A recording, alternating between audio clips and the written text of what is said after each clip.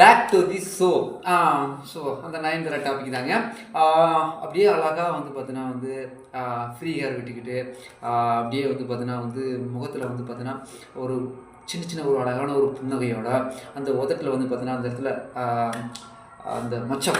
So Nayanthara கூட வந்து பார்த்தீங்கன்னா அது உண்மையான மச்சமா அது இல்லையா அப்படின்னு தெரியல. ஏன்னா அது படத்துக்காக கூட வந்து பார்த்தீங்கன்னா ஒரு கருப்பு மை மாதிரி கூட வச்சுருக்கலாம். பட் இந்த பொண்ணுக்கு வந்து நேச்சுரலாக அது உண்மையான ஒரு மச்சங்க. நயன்தாராவை எந்த அளவுக்கு உரிச்சு வச்சுருந்தா சின்ன வயசில் அந்த அளவுக்கு வந்து பார்த்தீங்கன்னா வந்து ரொம்ப பிரமாதமாக வந்துருந்தாங்க.